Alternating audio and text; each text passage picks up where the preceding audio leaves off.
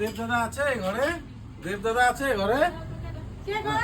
ওই দেবদাদা আমাকে ডাকছিল গাড়ি, মানে আমার গাড়ি ভাড়া করব, গরমের বন্ধে ঘুরতে যাবো। গরমের বন্ধে ঘুরতে যাবো, গাড়ি ভাড়া করবো, এটা কি তা কোন তালের কথা? আমরা তোমার দাদা- ডাকছে দেখে আবার পানি। এটা আমরা ডাকছে দিকে ওর জন্য আয়া পড়ছি না।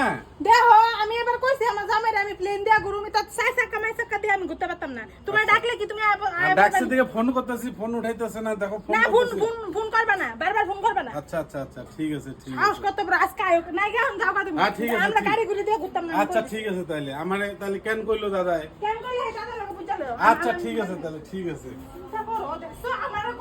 আমার কথা দিছে যে আমি প্লেন দিয়ে ঘুরাইবো গরমের বন্ধতে।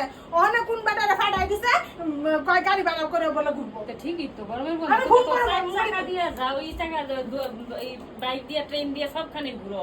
তো একটা বছরে একবার গরমের বন্ধ প্লেনে যেতে পারো না? হ্যালো, কি চাই? তুমি যে কারে ফাটাইছো, কোন ড্রাইভারে ফাটাইছো? হ্যাঁ,